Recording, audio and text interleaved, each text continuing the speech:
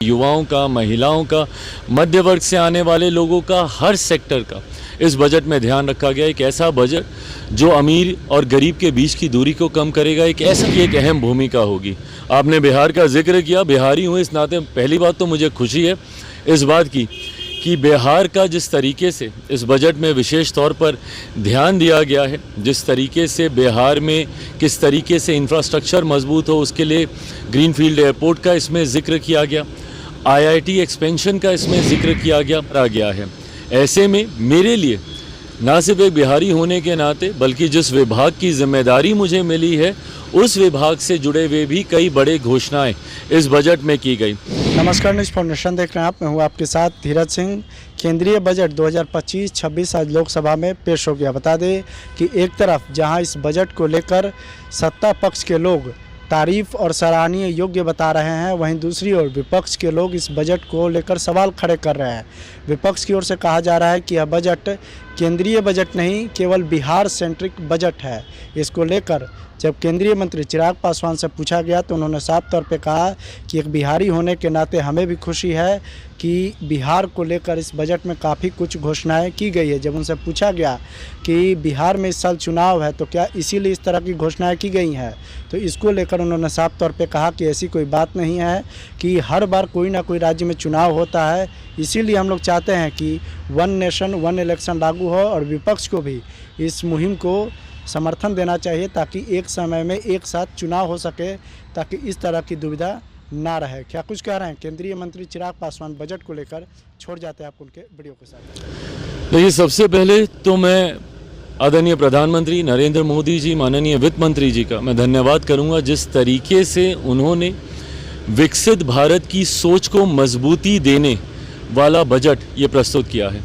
एक ऐसा बजट जिसमें हर सेक्टर, हर वर्ग का जिसमें ध्यान रखा गया, जिसमें युवाओं का, महिलाओं का, मध्य वर्ग से आने वाले लोगों का, हर सेक्टर का इस बजट में ध्यान रखा गया। एक ऐसा बजट जो अमीर और गरीब के बीच की दूरी को कम करेगा, एक ऐसा बजट जो गांव और शहर के बीच की दूरी को कम करने का कार्य करेगा। और मैं मानता हूं कि 2047 तक का जो हमारा लक्ष्य है, भारत को एक विकसित देश बनाना, उस लक्ष्य को पूरा करने में इस बजट की एक अहम भूमिका होगी।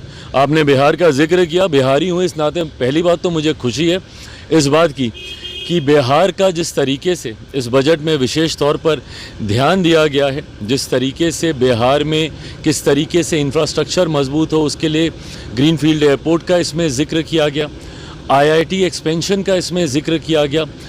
हम सब, हर बिहारी जो भी बिहार से जुड़ा हुआ है वो जानता है कि कोसी की त्रासदी किस तरीके से हम सबको परेशान करती है, उसके समाधान के प्रावधानों का भी इसमें जिक्र किया गया है। साथ ही में मिथिलांचल में जिस तरीके से किसानों को मदद देने की सोच को भी इस बजट में उतारा गया है।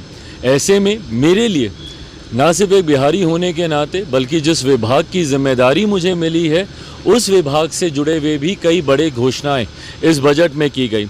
लंबे समय से मेरे मंत्रालय की मांग थी कि एक निफ्टम हम लोग को और चाहिए। देश भर में अभी तक मात्र 2 ही निफ्टम थे और ये मांग हमारे मंत्रालय की लंबे समय से थी कि एक और निफ्टम की हम लोग को ज़रूरत है, मांग है। ऐसे में मेरे लिए इससे ज़्यादा खुशी की बात और क्या हो सकती है कि मेरे मंत्री बनने के बाद जो अगला निफ्टम जिसकी घोषणा की गई है वो मेरे गृह प्रदेश बिहार में ही की गई है। तो एक निफ्टम भी बिहार को मिलने जा रहा है। साथ ही में मखाना जो पुनः हम लोग के मंत्रालय से जुड़ा हुआ विषय है और बिहार में सबसे ज़्यादा मखाना का उत्पादन होता है, उसके लिए भी एक बोर्ड के गठन करने की इस बजट में घोषणा की गई। तो जहां एक बिहारी होने के नाते, मंत्री होने के नाते मैं मेरे प्रधानमंत्री और माननीय वित्त मंत्री जी का मैं धन्यवाद करता हूं जिस तरीके से बिहार के लिए, बिहार से जुड़ी हुई समस्याओं के समाधान के लिए इस बजट में कई घोषणाएं की गई हैं।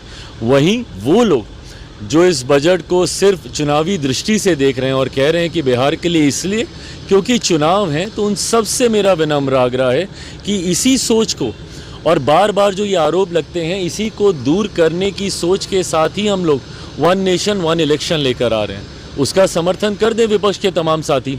हमेशा के लिए वंस एंड फॉर ऑल ये मामला ही समाप्त हो जाएगा, क्योंकि हमारे देश में अलग अलग समय पर चुनाव होते रहते हैं। जब भी बजट आता है तब किसी ना किसी राज्य में चुनाव होते हैं और हर बार विपक्ष की तरफ से यही आरोप लगाया जाता है कि ये चुनावी बजट है, इस राज्य को ज़्यादा, उस राज्य को ज़्यादा। तो वंस एंड फॉर ऑल ये बहस ही ख़त्म हो जाएगी। सपोर्ट कर दें वन नेशन वन इलेक्शन को। हकीकत है इस बजट में विपक्ष को कुछ मिला नहीं, कुछ ऐसा है ही नहीं जिसकी वो खामी निकाल सकें। एक ऐसा बजट जिसने देश की बड़ी आबादी जो टैक्स पेयर्स की है उन तक का मजबूती से ध्यान रखने का काम किया। जिस तरीके से टैक्स स्लैब्स में चेंजेस किए गए हैं, जिस तरीके से उसमें रियायतें दी गई हैं, देश की एक बड़ी आबादी प्रधानमंत्री जी और माननीय वित्त मंत्री जी का धन्यवाद करती है, जिनके जेब में अब ज़्यादा पैसा बचेगा, हाथ में ज़्यादा कमाई आएगी। मैं मानता हूँ ओवरऑल ये एक कंप्लीट बजट है और देश की अर्थव्यवस्था को और देश की को मजबूती देने की दिशा में लेके जाने वाला ये बजट।